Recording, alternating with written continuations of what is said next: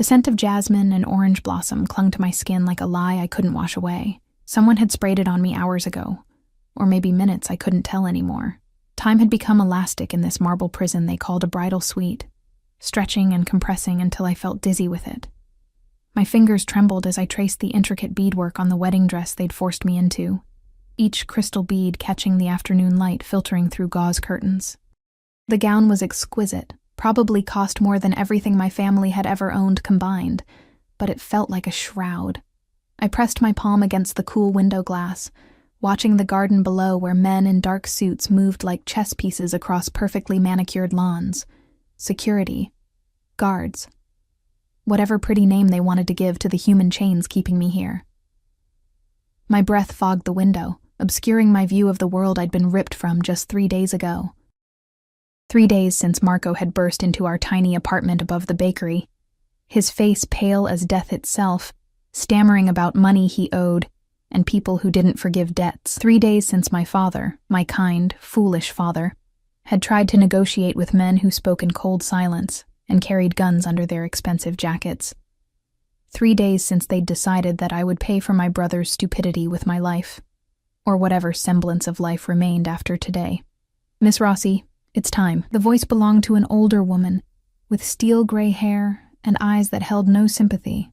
She'd been assigned to me like a warden to a prisoner, ensuring I didn't run, didn't scream, didn't do anything that might embarrass the man I was about to marry, a man I'd never met, a man whose name people whispered with equal parts reverence and terror.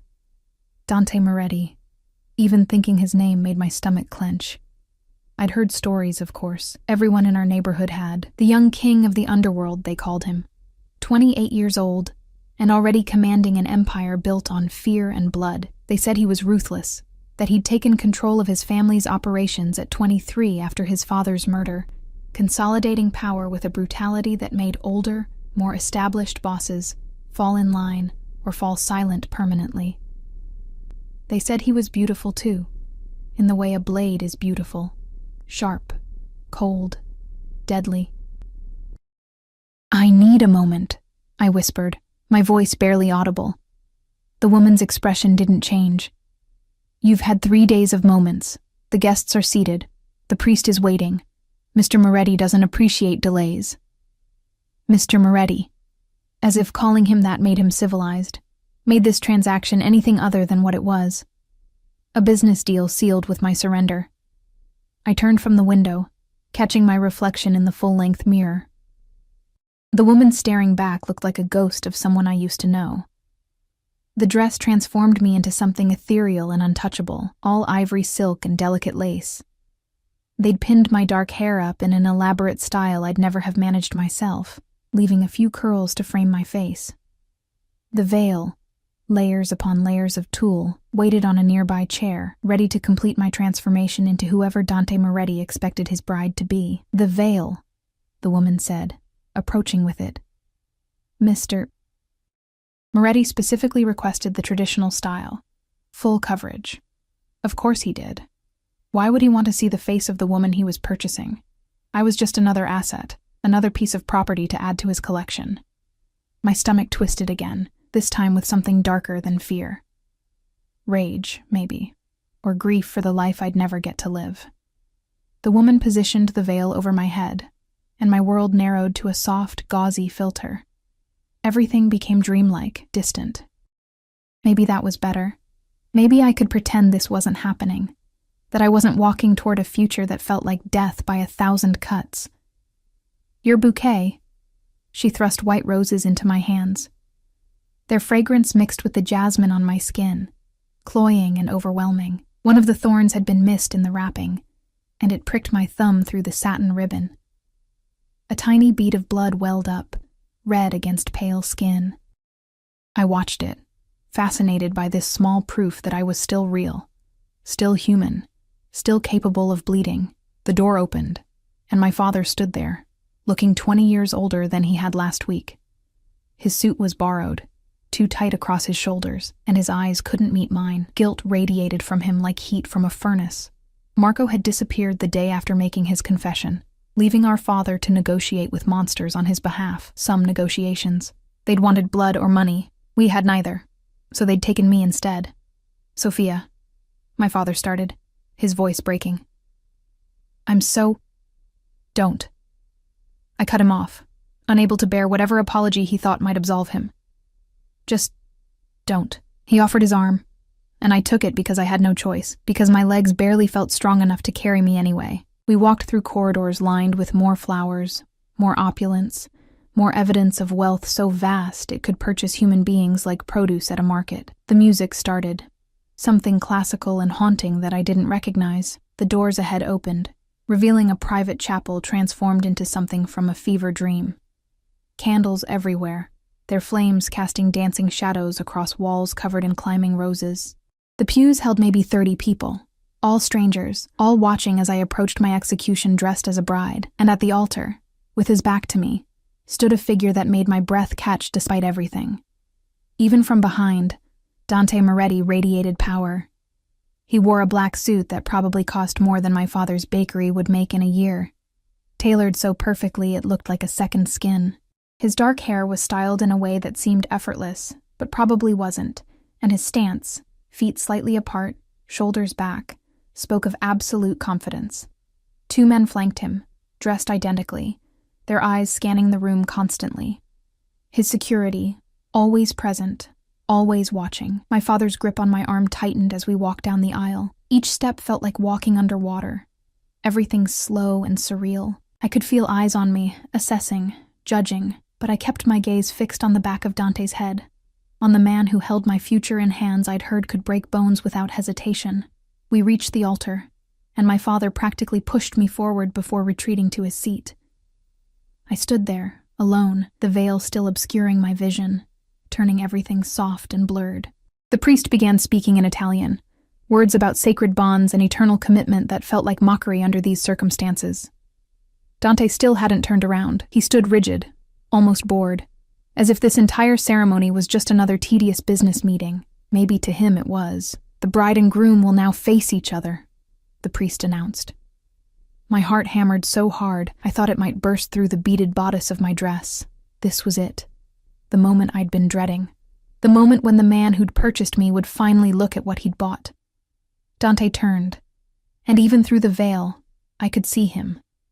Could see the sharp lines of his jaw, the proud nose, the full lips pressed into a neutral line. Could see the way his dark eyes, almost black in the candlelight, swept over me with cool assessment. He was beautiful, just as they'd said. Beautiful in a way that felt dangerous, like staring at the sun. Tall, probably 6'2" or 6'3", with broad shoulders and a lean, muscular build his suit couldn't hide. His face was all elegant angles and aristocratic features, the kind of face that belonged on Roman statues, immortalized in marble. But it was his eyes that held me frozen. They were empty, cold, looking at me like I was a contract to be signed. Nothing more. The priest continued speaking, something about the traditions of unveiling the bride. Dante stepped closer, each movement controlled and deliberate.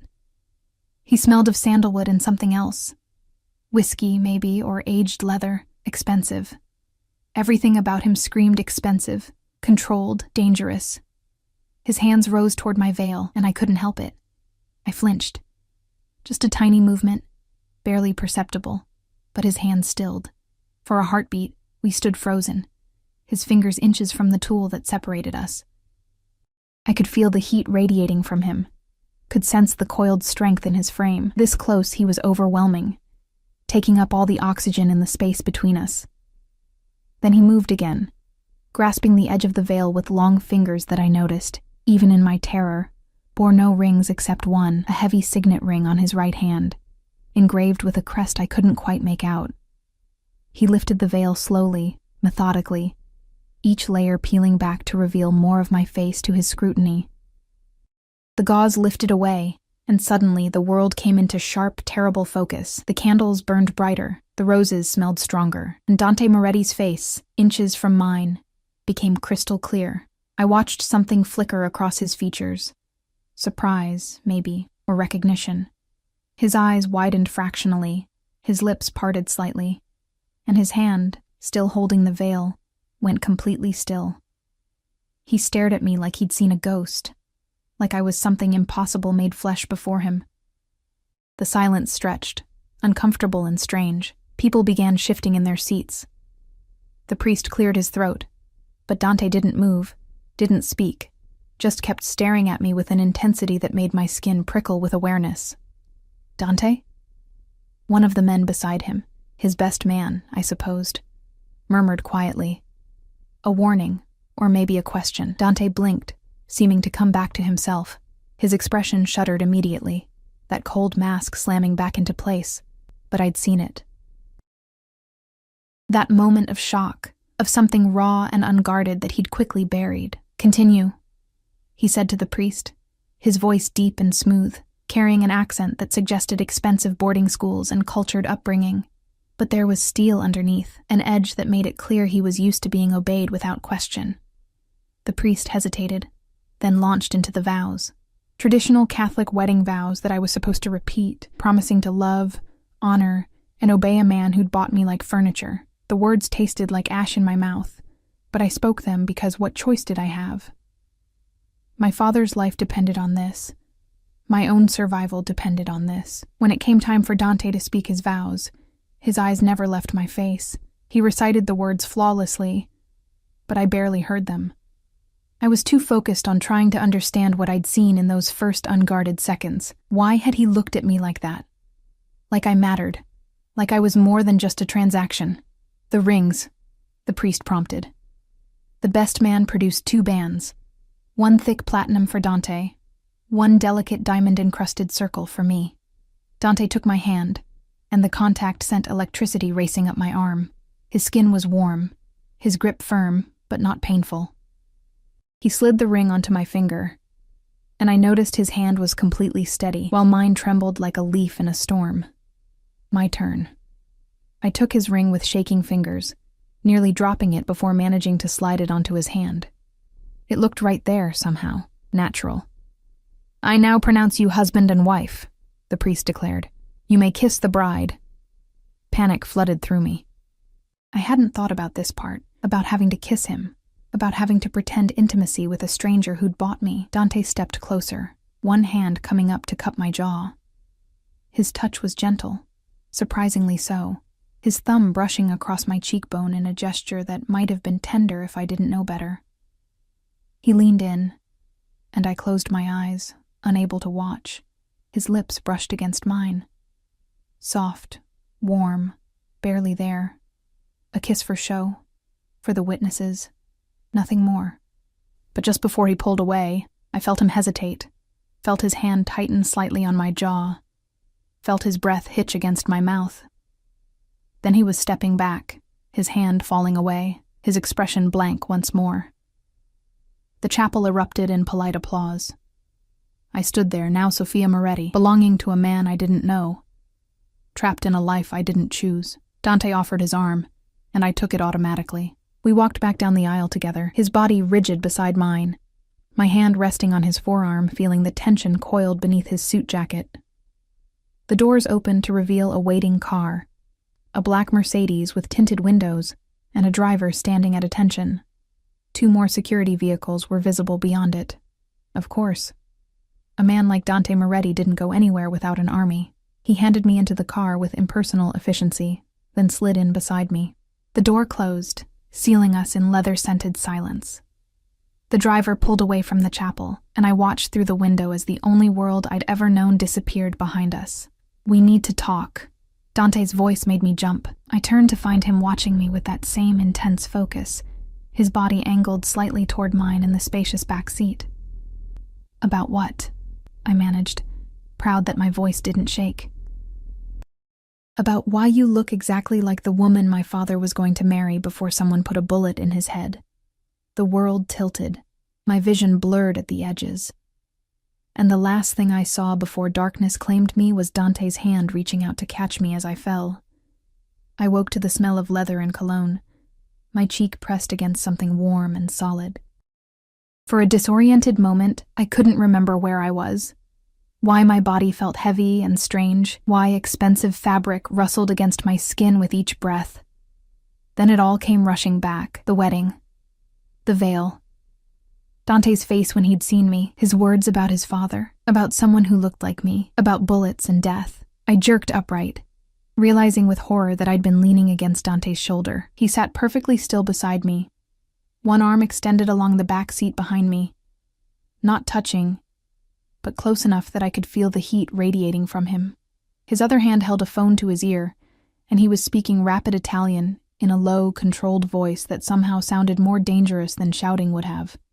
"No, Marco. I don't care what Romano thinks. Double the security at the warehouse and have Luca run background on everyone hired in the last 6 months. Yes, everyone." He paused, listening, his jaw tightening. "Because my wedding day seems like an excellent time for our enemies to make a move, and I won't be caught unprepared." He ended the call without saying goodbye, slipping the phone into his jacket pocket before turning those dark, assessing eyes on me. "You fainted." I noticed. My throat felt dry, my voice hoarse. "Where are we?" "Almost home." He reached forward, opened a small compartment, and retrieved a bottle of water. He opened it before handing it to me, the gesture somehow both considerate and controlling, taking care of me while making it clear he was in charge even of this small thing. I took the water because my throat burned, because refusing would be petty and pointless. The cool liquid helped, but it couldn't wash away the fear coating my insides. I studied him from the corner of my eye as I drank. In the car's dim interior, he looked different than he had at the altar. Less like a statue, more like a man. A dangerous man, yes, but still flesh and blood. "You said I look like someone," I ventured, my fingers tightening on the water bottle. "Your father's fiancé?" Dante's expression didn't change, but something flickered in his eyes. Pain, maybe, or rage carefully buried. "Isabella Conti. They were engaged 15 years ago.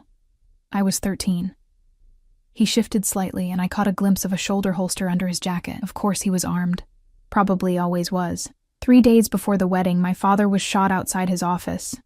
5 bullets. He died before the ambulance arrived." The water turned to ice in my stomach. "I'm sorry." "Are you?"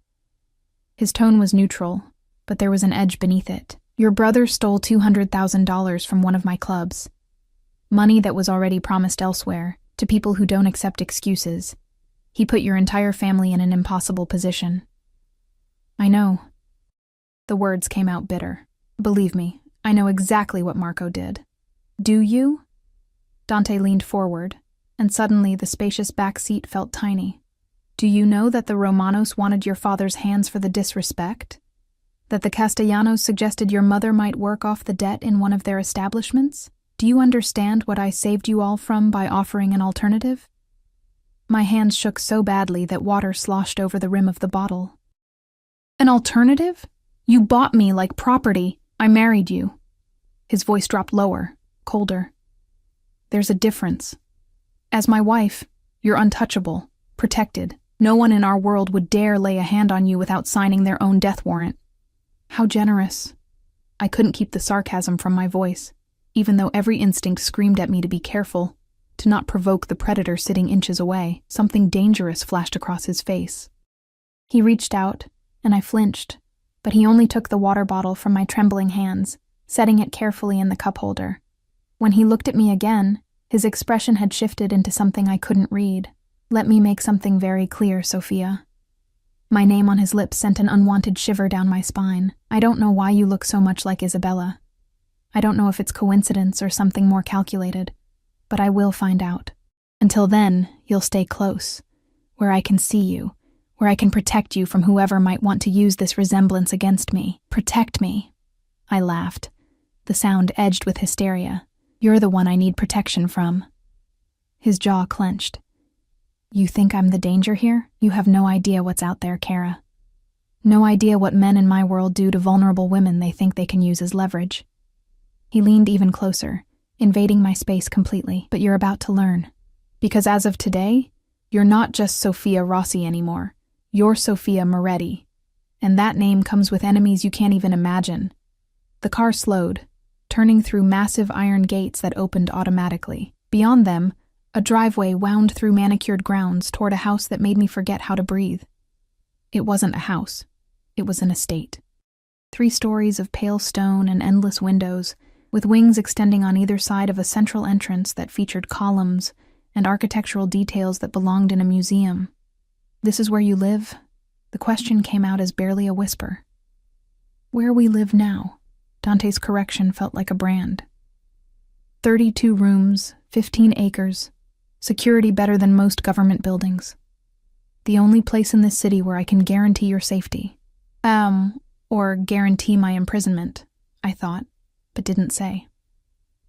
The car stopped in front of the main entrance, where a man in a black suit immediately opened Dante's door. Another opened mine, offering a hand to help me out. I took it because my legs felt weak, because the wedding dress made movement difficult, because everything about this day had left me feeling hollowed out and unsteady.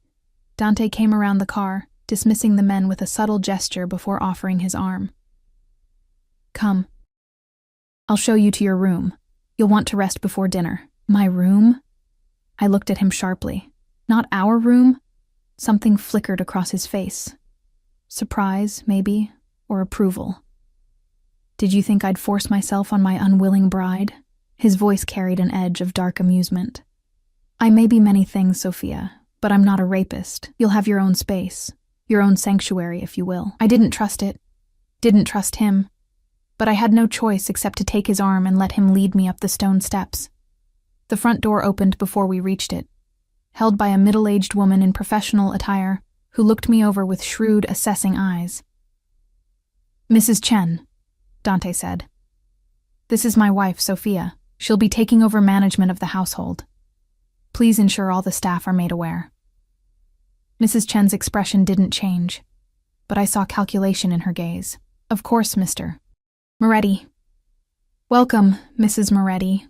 I've prepared the East Wing suite as you requested." The interior of the house stole what little breath I had left. Marble floors, soaring ceilings, artwork that probably cost more than most people earned in a lifetime. A massive staircase curved up to the second floor, its banister gleaming dark wood carved with intricate designs. Everything spoke of old money, established power, a legacy built on foundations I didn't want to examine too closely. Dante guided me up the stairs, his hand settling on the small of my back, possessive, proprietary. I wanted to shake it off but didn't dare. Other staff members appeared and disappeared like ghosts, all of them watching us with expressions carefully neutral. How many people worked here? How many eyes would be tracking my every move? We reached the second floor and walked down a corridor lined with more art, more evidence of wealth so vast it seemed obscene. Finally, Dante stopped at a set of double doors. He pushed them open, revealing a suite that looked like something from a luxury magazine. The bedroom was enormous, dominated by a 4-poster bed draped in silk. Floor-to-ceiling windows overlooked the grounds, offering views of gardens and distant trees. A sitting area, with a fireplace, occupied one corner. 2 more doors led to what I assumed were a bathroom and closet. "Your sanctuary," Dante said, his voice unreadable. "The closet has been stocked with clothes in your size. The bathroom has everything you should need. If you require anything else, press 9 on the phone. Someone will assist you." I walked into the room slowly, my heels clicking on hardwood floors, partially covered by Persian rugs that probably cost more than my father's bakery. It was beautiful. It was perfect. It was a gilded cage. "Where's your room?" The question escaped before I could stop it. Dante's lips curved into something that might have been a smile on someone less dangerous. "Across the hall. Close enough to protect you, far enough to let you breathe." He paused in the doorway. "Dinner is at 8. Mrs. Chen will send someone to help you dress." "I can dress myself. I'm sure you can." His eyes traveled over me slowly, assessing in a way that made heat crawl up my neck. "But you're the wife of Dante Moretti now. Appearances matter. Everything matters." He stepped back into the hallway. "Rest, Sophia. You look exhausted." The doors closed, and I heard the soft click of a lock. I rushed forward, testing the handle. It opened easily, not locked, not trapped. But when I peered into the hallway, I saw a man in a dark suit positioned near the stairs, his posture alert, his jacket bulging slightly in a way that suggested a weapon underneath. Not locked, just watched. I closed the door and leaned against it, the wedding dress suddenly feeling suffocating. I reached back, fumbling with the buttons, finally managing to unfasten enough of them to let the heavy gown slide down my body and pool on the floor. Standing in just my undergarments, I felt vulnerable and exposed despite being alone. The bathroom was as spectacular as everything else. Marble and gold fixtures, a tub large enough to swim in, a separate shower that could fit 4 people. I turned on the shower, letting the water heat while I caught sight of myself in the mirror. I looked different. My makeup was smudged from fainting, my carefully styled hair coming undone, but it was my eyes that held me frozen. They looked haunted, shocked, like someone who'd just watched their life end. The shower beckoned, promising to wash away the jasmine perfume, the feel of Dante's hands on my face, the memory of his lips against mine. I stepped under the spray and let the water run hot enough to hurt, scrubbing at my skin until it turned pink, trying to erase the sensation of being owned. But no amount of washing could change what had happened. I was married, bound, trapped in a world I didn't understand. Married to a man who looked at me like I was a ghost, who spoke of protection while keeping armed guards outside my door. I thought of Isabella Conti, the woman I apparently resembled. What had happened to her after Dante's father died? Had she mourned? Had she moved on? And why did I look like her? Was it truly coincidence, or was there something darker at work? The water finally ran cold, shocking me back to the present. I stepped out, wrapping myself in a towel softer than anything I'd ever touched. The closet Dante had mentioned turned out to be a room unto itself, lined with clothes still bearing designer tags. Dresses, suits, casual wear, shoes organized by style and height. Everything in my size, as promised. Everything chosen by someone who knew exactly what a Mafia wife should wear. I pulled on a simple black dress, something modest and unremarkable, refusing to play dress-up in the costume of whoever Dante expected me to be. My hair dried in waves down my back, and I left it loose. Another small rebellion.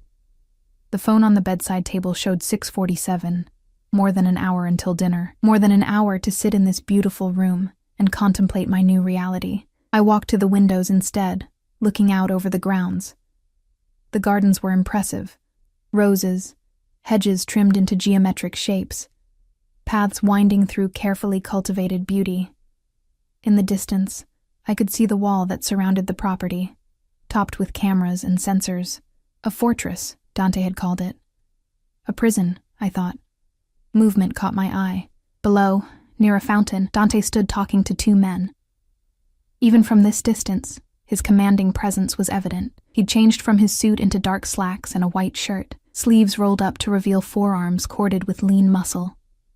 He gestured as he spoke, and the 2 men listened with absolute attention, one of them taking notes on a tablet. As if sensing my gaze, Dante looked up.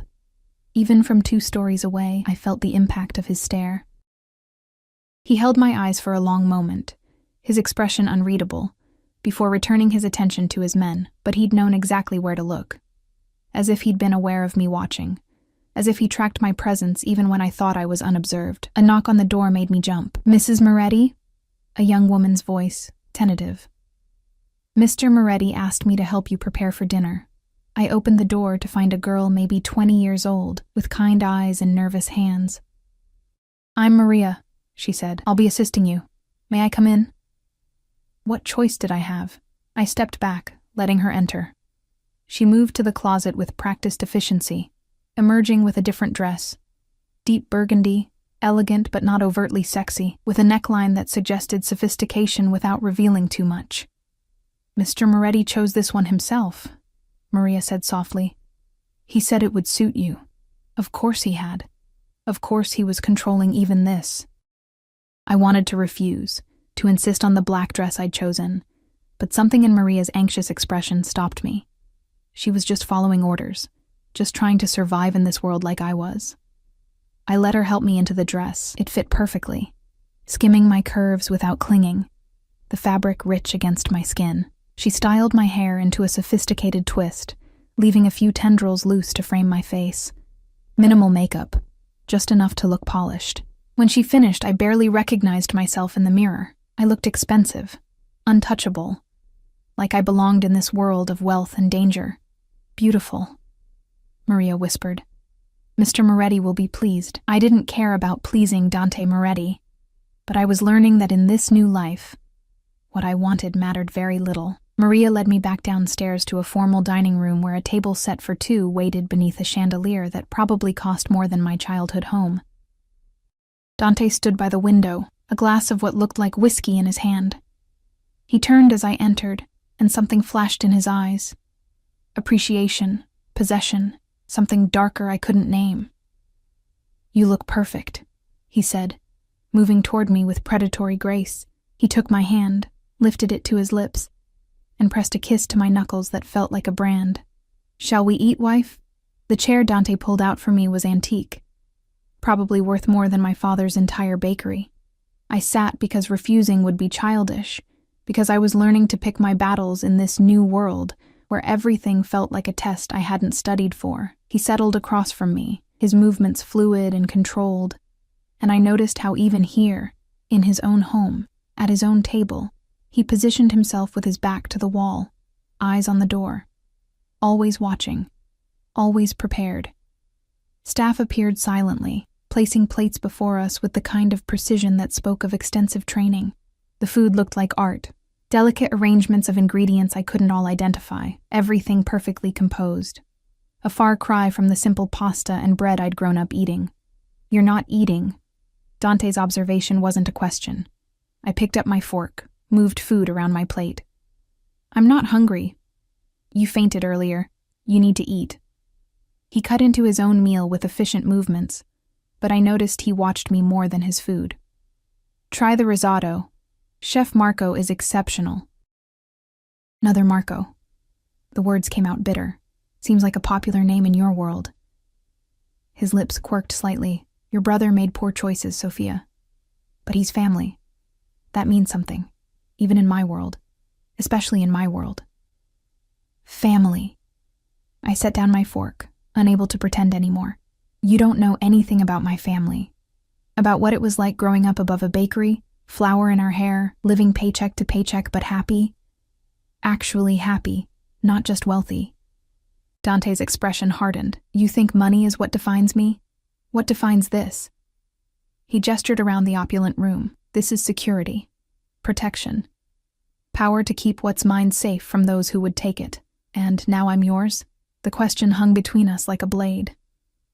"Another possession to protect?" He set down his own fork, his dark eyes locking onto mine with an intensity that made my breath catch. "You became mine the moment you walked down that aisle. The moment I put that ring on your finger. Yes, Sophia, you're mine now. And I protect what's mine with everything I have." Something in his tone, possessive, absolute, sent heat crawling up my spine. Not fear exactly, though that was there too. Something more complicated, more dangerous.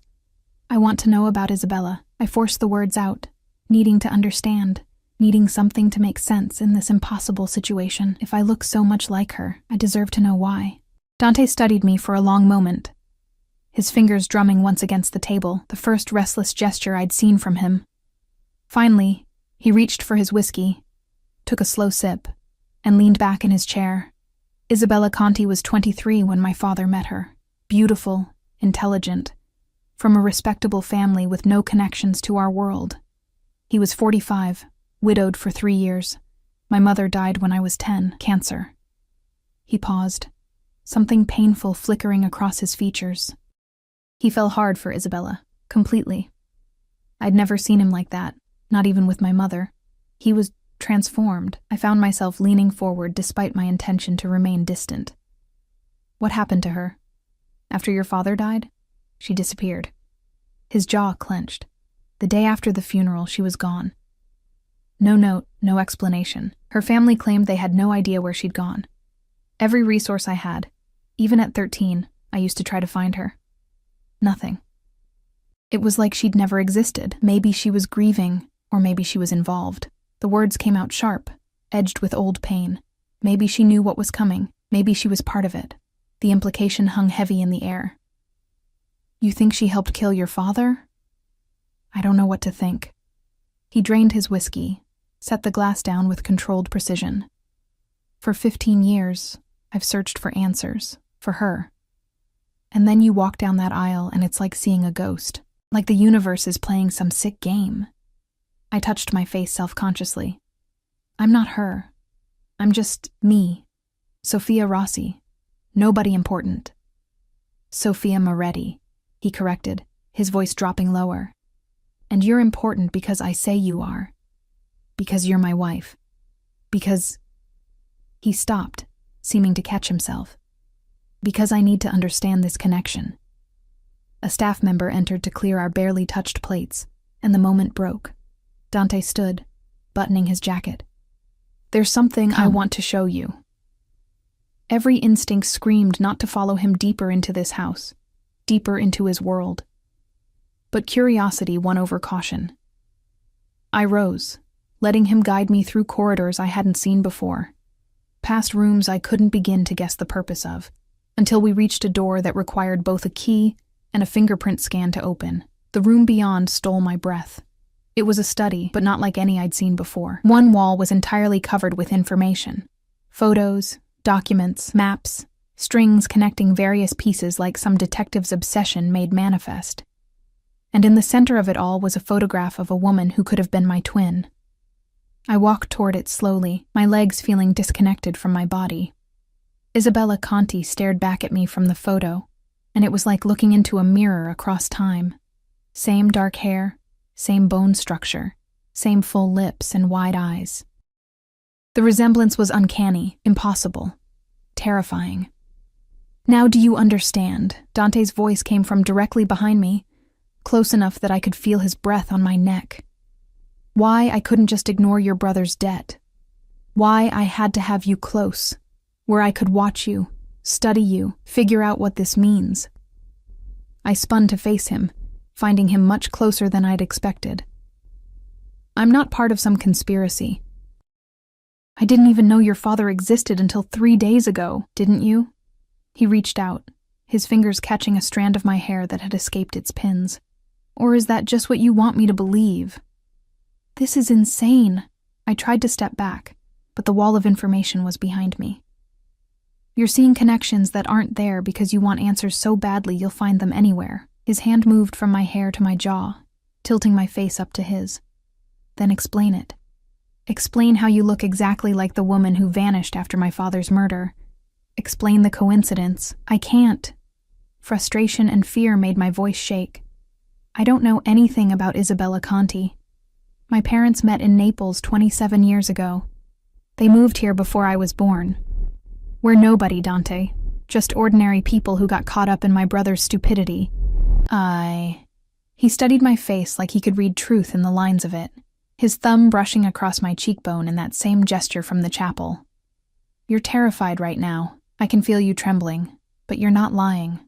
Unless you're the best actress I've ever encountered. I'm not lying. I held his gaze even though it felt like staring into a furnace. I'm just a baker's daughter who got sold to pay off a debt. Something shifted in his expression. Anger, maybe, or frustration. His hand dropped from my face, and he turned away, moving to a desk cluttered with more files. Your family history. Where were your parents from originally? My mother was from Naples, like I said. My father from somewhere smaller, I think. He never talked about it much. I wrapped my arms around myself, feeling cold despite the room's warmth. Why does this matter? Because everything matters. He pulled out a file, flipped through pages. Conti. That was Isabella's maiden name. Her family was from the Campania region. Small fishing village. He looked up sharply. Where did you say your father was from? Ice formed in my veins. I don't know exactly. Somewhere small. Near the coast, maybe? Dante's eyes narrowed. Your father's full name? Antonio Rossi. Mother? Lucia Rossi. Maiden name Ferraro. He made a note, his mind clearly working through possibilities I couldn't begin to follow. I'll have someone look into it. If there's a connection, I'll find it. And if there isn't? If this really is just bizarre coincidence? He moved toward me again, each step deliberate. Then I'll have married a beautiful woman who looks like my father's lost love, and I'll have to figure out what to do about that. The way he said, beautiful, sent unwanted heat through my chest. I tried to focus on the danger, on the possessiveness, on everything wrong about this situation. But standing in his private sanctuary, surrounded by 15 years of his obsession, I saw something I hadn't expected. Pain, deep, unresolved pain that had shaped him into this hard, controlled man who trusted nothing and no one. "How old were you when he died?" I asked softly. "You said 13. His expression shuddered. "That's not relevant." "It is, though." I took a tentative step closer. "You were just a kid. You lost your mother at 10, your father at 13. That's enough." The word cracked like a whip. My past isn't up for discussion. What matters is the present. What matters is keeping you safe while I figure out what this resemblance means. Safe from what? You keep saying that, but a phone buzzed. Not the one in his pocket, but one on the desk. A red phone that looked somehow more serious than the others. Dante moved to it immediately, his entire demeanor shifting into something harder, more dangerous. "Talk," he said without preamble. Then his face went completely blank. "When?" A pause. "How many?" Another pause, longer this time. "Lock down the compound. Nobody in or out without my explicit authorization. I'll be there in 20 minutes. He ended the call and turned to me, his eyes cold in a way that made me understand why people feared him. "We're moving you to the safe room." "What? Why?" "Because someone just tried to hit one of my warehouses. Because they failed, which means they'll be looking for softer targets. Because until I know who and why, you're the most vulnerable piece on the board." He was already moving, his hand gripping my elbow, pulling me toward the door. "Dante, wait. No waiting, no questions. Right now, you do exactly what I say, when I say it." We were in the corridor now, moving fast. 2 men appeared from nowhere, flanking us. "Marco, take Mrs. Moretti to the panic room. Stay with her. Nobody gets in, nobody gets out until I give the all clear." "Yes, boss." "Dante," I tried again, fear making my voice sharp. He stopped abruptly, turning to frame my face with both hands. "I know you're scared. I know you don't trust me, but right now, your life might depend on doing what I say. Can you do that?" I stared into his eyes, seeing the urgency there, the barely controlled violence coiling under his skin. Whatever was happening, it was serious. Deadly serious.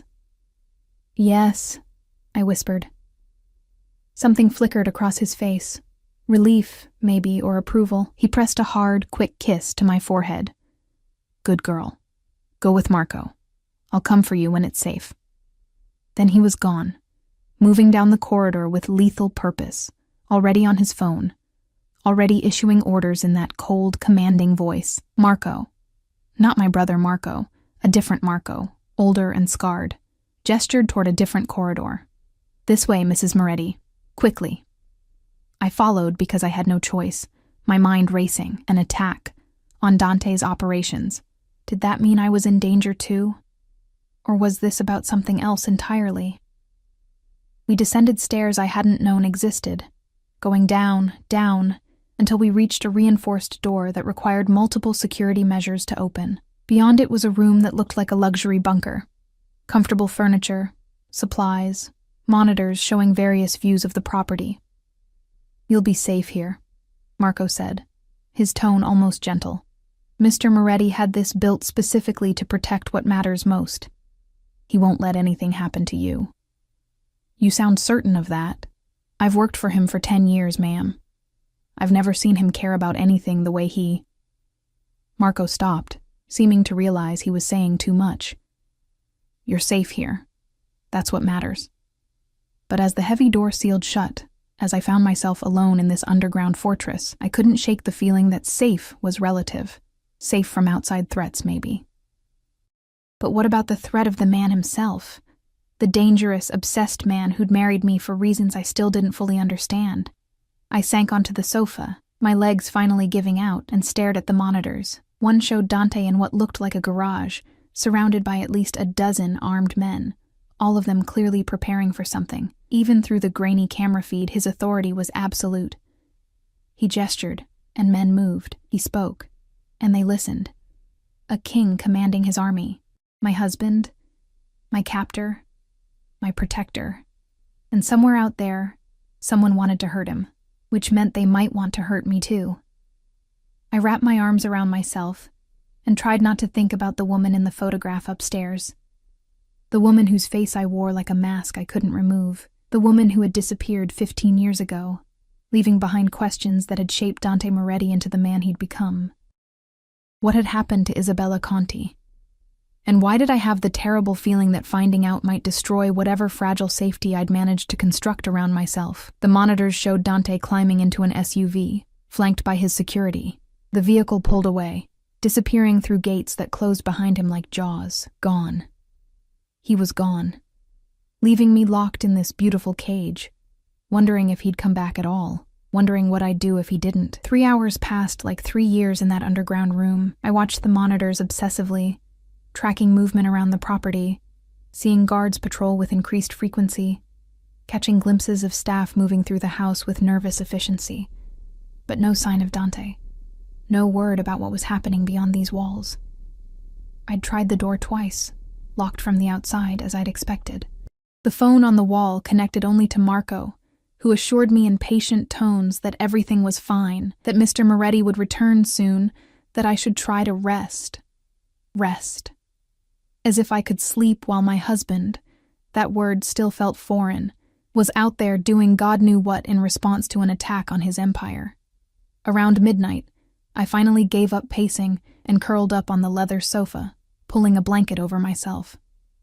The monitors continued their silent surveillance, casting flickering light across the room. I told myself I'd just close my eyes for a moment. Just rest them. Not actually sleep. The sound of the door opening jolted me awake. I sat up, disoriented, my heart hammering. Dante stood in the doorway, and my breath caught at the sight of him. His white shirt was spattered with something dark. Blood, I realized with horror. His knuckles were bruised and bleeding. A cut along his jaw had been cleaned but not bandaged. He looked like he'd walked through hell and dragged something back with him. "You're hurt." The words escaped before I could stop them, before I could remember I wasn't supposed to care. "It's not my blood." His voice was rougher than usual, edged with exhaustion. Mostly. I stood, the blanket falling away, every instinct warring between fear and something else. Concern, maybe, or that traitorous heat that sparked whenever he was near. "What happened?" "Nothing you need to worry about. It's handled." He moved into the room, and I noticed the slight hitch in his gait, the way he favored his left side. "We can go back upstairs now. The threat has been neutralized." Neutralized. I wrapped my arms around myself. That's a clinical word for what I'm guessing wasn't a clinical solution. His lips quirked into something too dark to be called a smile. "You want details? Want to know how many men I had to hurt tonight to keep you safe? Want to hear about bones breaking and blood spilling?" "No." The answer came out smaller than I intended.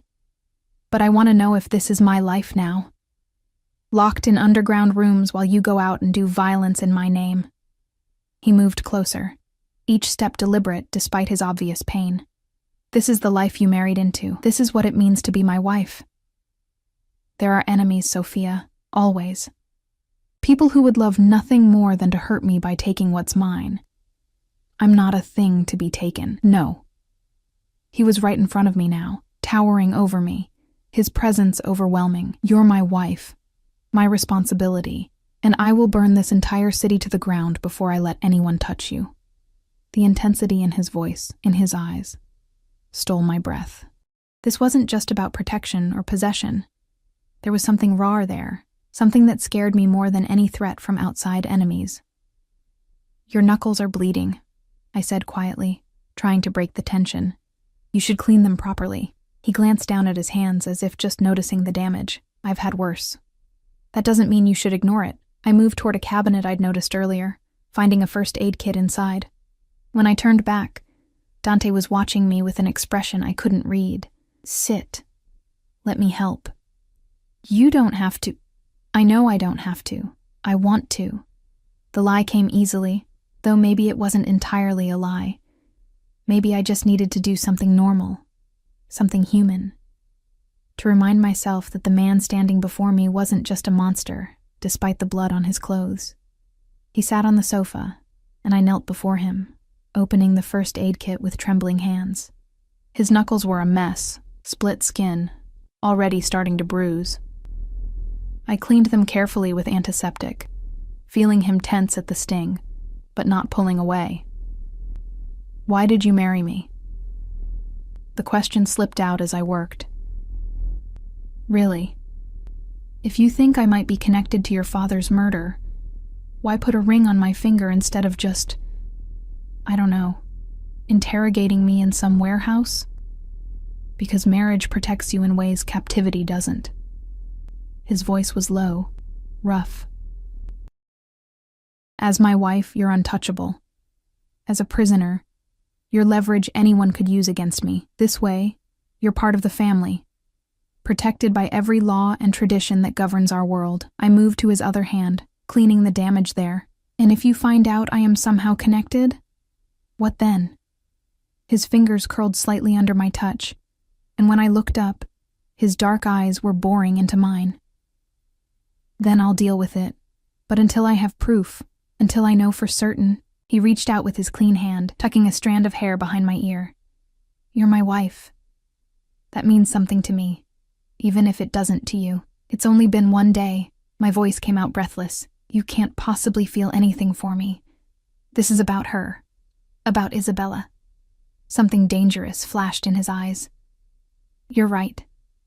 I don't know you, but I look at you, and I see—" He stopped, his jaw clenching. "I see possibilities, questions, things I thought I'd buried 15 years ago." I finished bandaging his knuckles, my hands shaking slightly. "You need to clean that cut on your jaw too." "Sophia, please." I needed him to stop looking at me like that. Like I was both the answer and the question.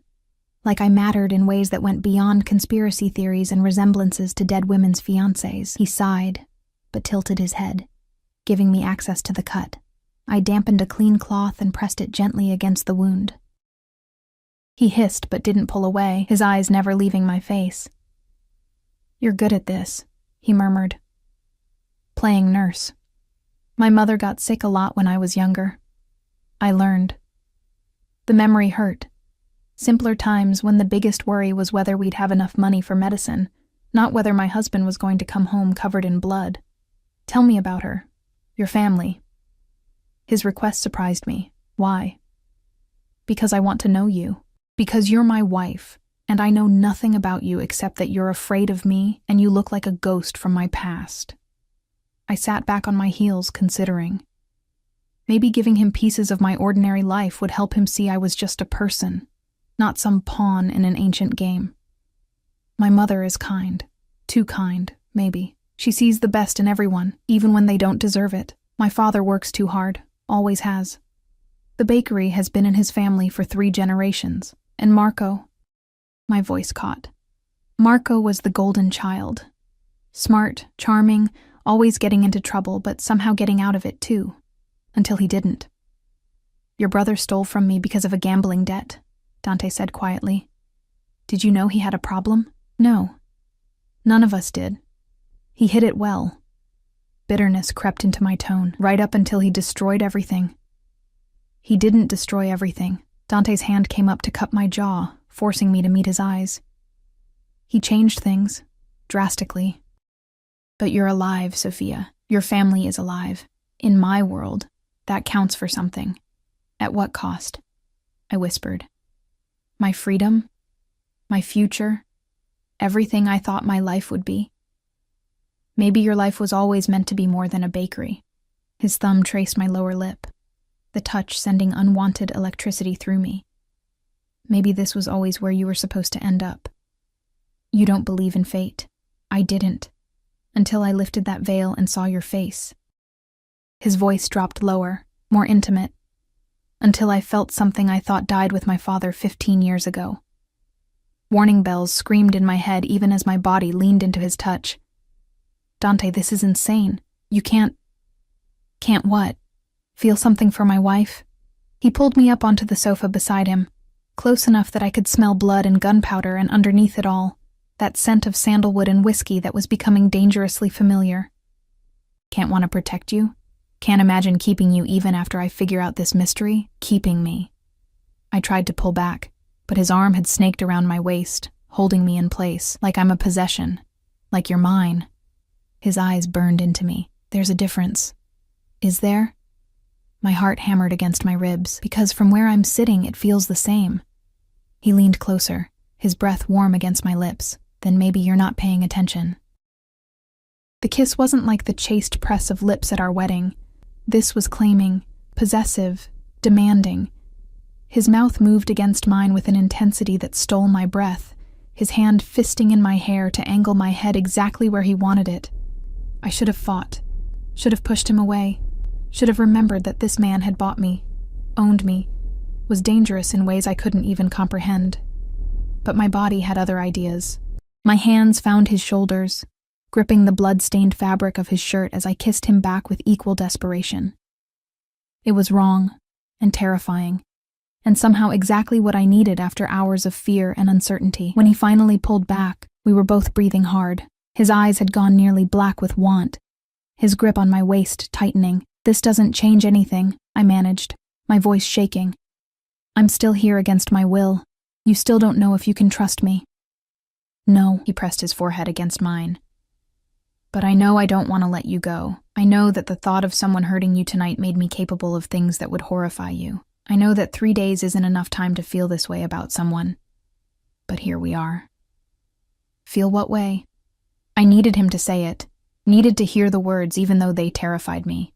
Possessive, protective, obsessed. Each word was punctuated with a soft kiss along my jaw, like you're the answer to a question I've been asking for 15 years, even if I don't understand how yet.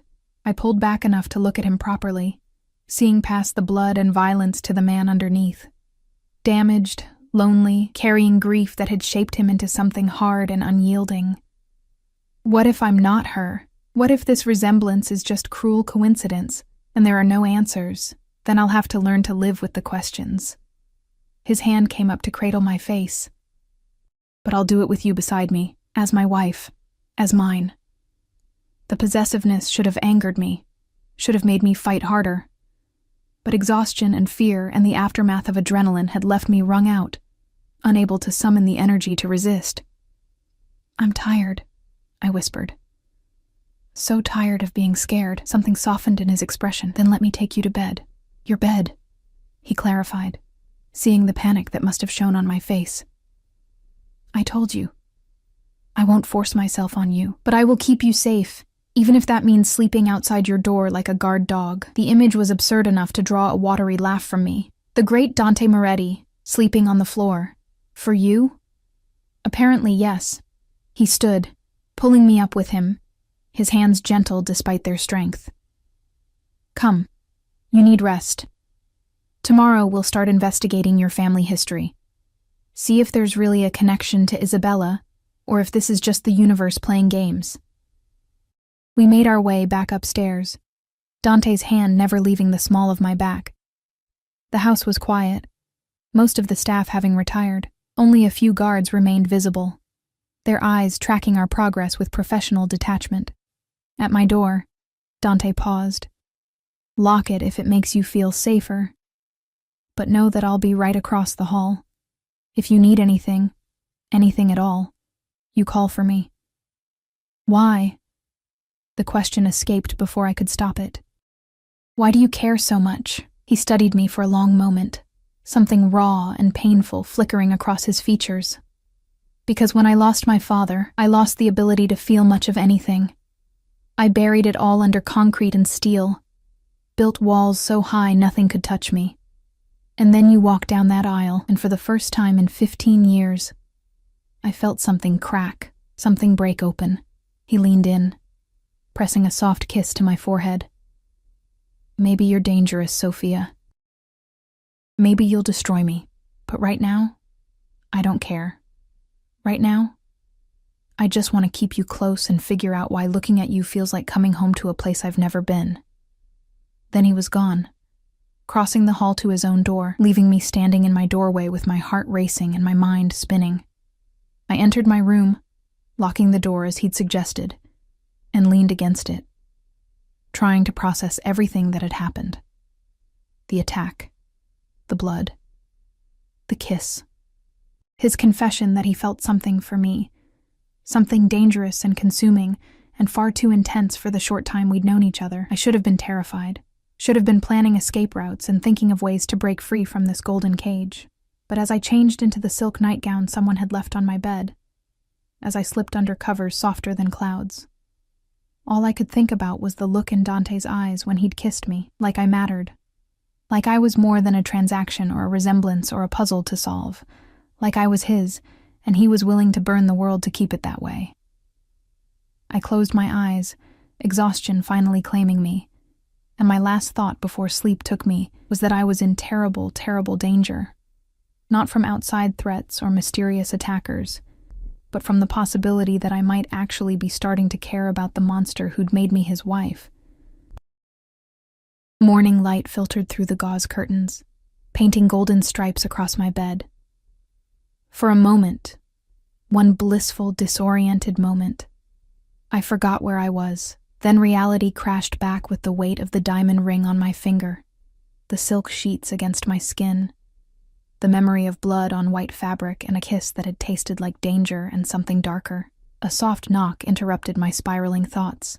"Mrs. Moretti, may I come in?" "Maria." I sat up, pulling the covers around myself.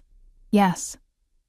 She entered carrying a tray, coffee, fresh fruit, pastries that smelled like they'd just come from the oven.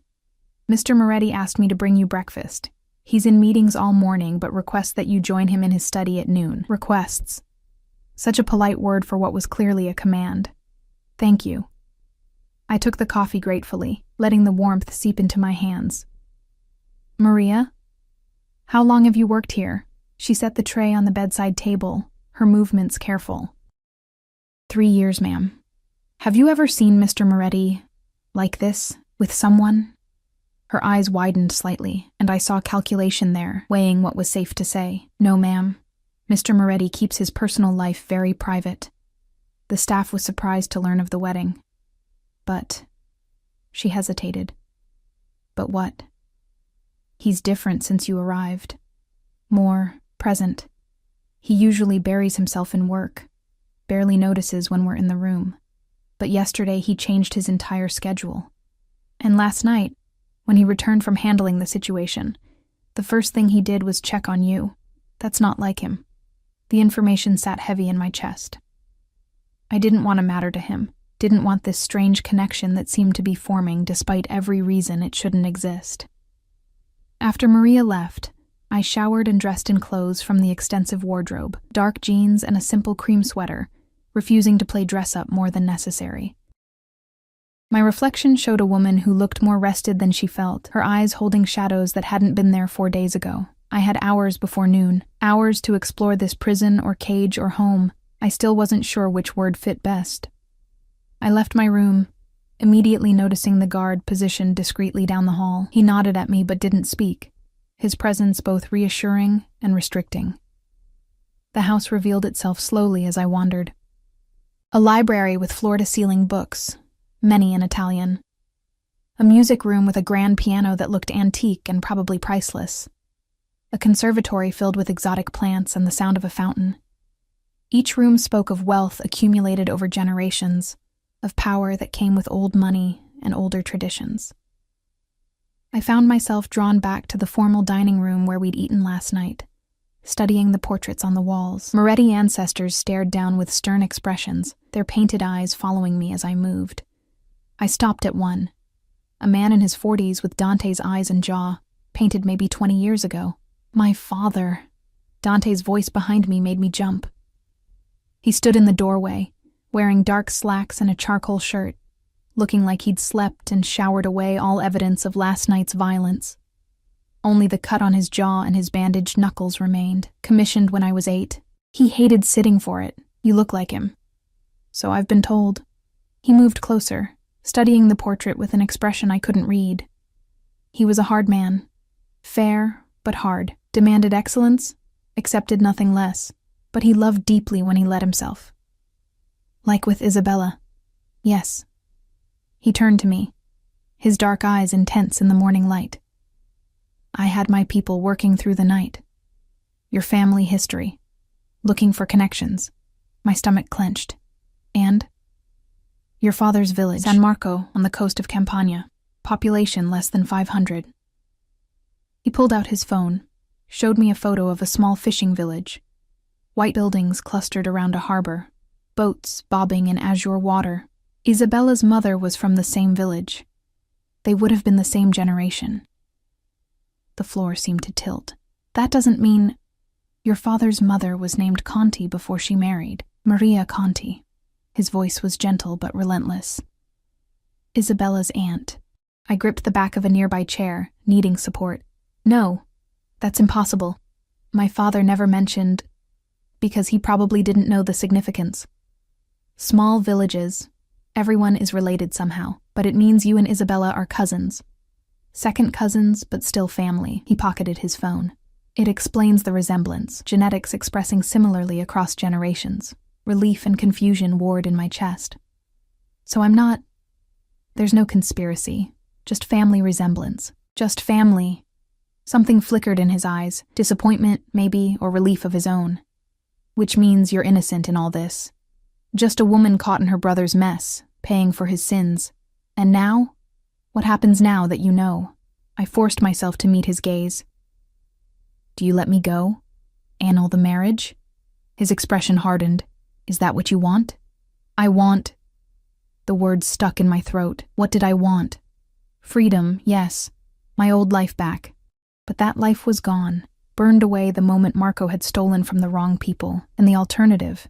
Returning to a world where I'd always be the girl whose brother owed the mob, where my family would never be safe. That terrified me more than staying. I want to understand what this is. What we are. Come with me. He offered his hand, and after a heartbeat of hesitation, I took it. His fingers closed around mine, warm and strong, as he led me back to the study where Isabella's photo watched from the wall of obsession. But something had changed. The strings had been cut, the connections removed. Only a few key pieces remained. Isabella's photo, his father's murder report, a handful of documents. I started taking it down this morning, Dante said quietly. 15 years of searching, and the answer was simpler than I thought. She wasn't part of the murder. She ran because she was terrified. Because my father's enemies would have used her against him if they'd found her. How do you know? Because I finally found her. He pulled up something on his computer. A death certificate. Isabella Conti died 8 years ago in Argentina. Breast cancer. She never married, never had children. She spent her life running from a tragedy she wasn't part of, dying alone an ocean away from home. The sadness in his voice cracked something inside me. I squeezed his hand. I'm sorry. So am I. Sorry I wasted 15 years chasing ghosts. Sorry I let it consume me. He turned to me, framing my face with both hands, but not sorry it led me to you. Dante, I know this started wrong. I know I gave you no choice, that I bought you like property to pay a debt. His thumbs traced my cheekbones, his touch achingly gentle. But I'm asking now, not as your owner or captor, as your husband. Stay with me. Let me court you properly. Let me show you who I am beyond the violence and blood. My heart hammered. And if I say no, if I want to leave, pain flashed across his features, but he didn't look away. Then I'll let you go. I'll make sure your family is protected, that your brother's debt is forgiven, that you have everything you need to start over somewhere safe. I won't keep you prisoner, Sophia. Not anymore. The words should have brought relief. Instead, they brought confusion, and something dangerously close to disappointment. You'd really let me walk away, if that's what you wanted, if staying here was truly unbearable. His forehead pressed against mine, but I'm hoping you'll give me a chance. Give us a chance. Because when I look at you, I don't see Isabella anymore. I see you. Sophia. The woman who bandaged my hands without being asked. Who stood up to me even when she was terrified. Who kisses me back like maybe, just maybe, she feels this thing between us too. This thing that's only existed for 2 days? Time is relative when you've been numb for 15 years. His lips brushed mine, soft and questioning. So what do you say, wife? Will you stay? I should have said no. Should have demanded my freedom and run back to my simple life. But that life was ashes now, and standing here in Dante's arms, I realized something terrifying. I didn't want to leave. Not yet. Maybe not ever. I'll stay, I whispered, but on conditions. He pulled back slightly, curiosity and hope warring in his expression. Name them. I want to see my family. Regularly. I want them protected. Always. I took a breath. I want to know what you do. No more secrets about warehouses and attacks and whatever violence comes with your world. If I'm part of this life, I need to understand it. Done. I want my own money, my own accounts. So if I ever decide to leave, I can. His jaw tightened, but he nodded. Agreed. And I want time. Real time. To get to know you. To figure out if this can be something real beyond obligation and debt. How much time? I don't know. As much as it takes. I met his eyes steadily. Can you give me that? Can you be patient? A smile curved his lips, genuine, reaching his eyes in a way that transformed his entire face. For you. I can be patient. I've waited 15 years for answers. I can wait a little longer for you to realize you want to stay. Cocky. Confident. He kissed me properly then, deep and slow, his hands sliding into my hair. When we finally broke apart, we were both breathing hard, but I'll earn it, Sophia. Every day I'll show you why choosing me was the right decision. The weeks that followed proved he meant every word. Dante courted me like we were new lovers instead of forced spouses. Dinners where we talked for hours about everything and nothing. Walks through the gardens where he taught me the names of roses he'd had planted for his mother. Nights where he played piano in the music room. His fingers coaxing beauty from keys. His eyes never leaving mine. He introduced me to his world gradually, carefully. I met his advisors, men who treated me with respect because Dante demanded it. I learned about his legitimate businesses alongside the less legal ones, understanding how he'd built an empire that straddled both worlds. I saw the violence too, the reality of what he did to keep his power. And while it scared me, I also saw the code he lived by, the honor that governed even his darkest actions. My family came to dinner one Sunday, my mother crying happy tears to see me safe and well, my father stunned by the house and the life I now lived. Marco sent a letter from wherever Dante had sent him, somewhere safe, somewhere he could start over away from gambling and debts. The letter was full of apologies I wasn't ready to accept, but maybe someday. 3 months after our wedding, Dante took me back to San Marco, the village that connected us through generations. We walked the narrow streets where our ancestors had lived, stood on the dock where fishing boats still came in with the day's catch. An old woman recognized the name Conti, remembered Isabella's mother, told stories about the girl who'd been so beautiful, who'd fallen for a man from the city and disappeared into a different world. She never came back, the woman said sadly. After he died, she just vanished. We always wondered what happened to her. She was afraid, I said softly, understanding it now. She loved him so much that his death broke something inside her. She ran because staying would have destroyed her. Dante's hand found mine, lacing our fingers together. That night, in a small hotel overlooking the sea, he made love to me for the first time. Tender and passionate and nothing like I'd feared. He worshipped my body with his hands and mouth, whispered words in Italian I didn't understand but felt in my bones, and when it was over, when we lay tangled together in sheets smelling of salt air and us, he said the words I'd been waiting to hear. Ti amo, Sophia. I love you. Not because you look like her, not because fate or coincidence or family connections brought you to me, but because you're you, because you're strong and brave and you see me, really see me, and you haven't run away. I love you too. The words came easier than I'd expected, flowing like water finding its course. Even though you're dangerous and possessive and you bought me like livestock. He laughed, the sound rich and warm. In my defense, I didn't know I'd fall in love with the livestock. I smacked his shoulder, but I was smiling. Terrible. Truthful. He rolled, pinning me beneath him, his eyes dark with renewed heat. You're mine, Sophia Moretti. Not because I bought you. Because you chose to stay. Because you gave me a chance I didn't deserve. And you're mine, I countered, pulling him down for a kiss.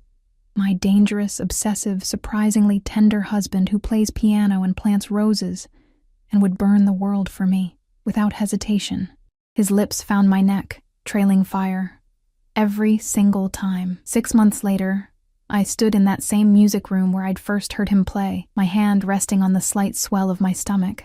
Dante played a new composition, something soft and hopeful that he'd written for the child we'd discovered I was carrying. Our daughter, if the ultrasound was right. A new generation of Morettis, born from violence and debt, but raised in love. He finished playing and turned to me, his eyes bright with emotion. "What do you think?" "It's perfect." I moved to him, letting him pull me onto his lap, his hand covering mine on my stomach. "She'll love it. Isabella." He said the name carefully, watching my reaction. "If you're comfortable with it, to honor the woman whose genetics brought you to me, to remember that love lost doesn't have to stay lost." Tears pricked my eyes. "Isabella Moretti. I think that's beautiful." He kissed me softly, reverently, his hand splayed protectively over where our daughter grew. "Thank you. For staying. For giving me this. For teaching me that the heart I thought died with my father was just sleeping, waiting for the right person to wake it. Thank you for being patient. For letting me choose you instead of just accepting that you'd chosen me." I rested my head on his shoulder, breathing in his familiar scent. For showing me that sometimes the scariest choices lead to the most beautiful destinations. Outside, thunder rumbled, a storm moving in from the sea. But inside, in Dante's arms, I felt nothing but warmth, nothing but safety, nothing but love that had grown from the most unlikely soil, blooming against all odds into something real and lasting and true. The debt that had brought us together was long paid. My brother had built a new life in Boston, sending photos of his job at a restaurant, his small apartment, his sponsor from Gamblers Anonymous. My parents visited monthly, my mother already knitting tiny clothes and planning for her grandchild. The threats that had locked me in underground rooms had been neutralized, Dante's empire secure and growing. We'd started from darkness, from violence and fear and forced vows spoken under duress. But we'd found light, found love, found a future neither of us had expected in the ruins of plans that had never been meant for us. "What are you thinking?" Dante murmured against my hair. "That I'm grateful." I tilted my face up to his, that Marco's terrible choices led me here, that your father's tragedy and Isabella's fear and family connections we never knew existed all conspired to bring us together, that maybe fate is real after all. Or maybe we just got lucky. He kissed my forehead, my nose, my lips. "Either way, I'm keeping you, forever. No annulments, no second thoughts, no escape clauses. Promise?" "Promise." His hand tightened on mine, his wedding ring catching the light beside my own. "You're mine, Sophia, and I'm yours, for better or worse, in darkness and light, until death parts us." "And maybe not even then," I whispered, thinking of Isabella and Dante's father, of love that had echoed across generations to bring me here. Maybe not even then. The storm broke against the windows, rain lashing the glass, wind howling through the gardens. But inside, wrapped in my husband's arms, our daughter safe between us, I'd never felt more at peace, more home. I'd been bought as payment for a debt, married to a monster I didn't know, trapped in a life I'd never chosen. But somehow, impossibly, I'd found love in the darkness, found a man beneath the monster, found a future I wanted to fight for. And as Dante carried me upstairs to our bedroom, not separate rooms anymore, but one shared space where we built our life together, I knew with absolute certainty that I'd made the right choice. To stay, to love, to build something beautiful from broken pieces. To become exactly who I was always meant to be. Sophia Moretti, wife of the most dangerous man in the city, mother-to-be, and the woman who'd finally taught a heart frozen in grief how to beat again.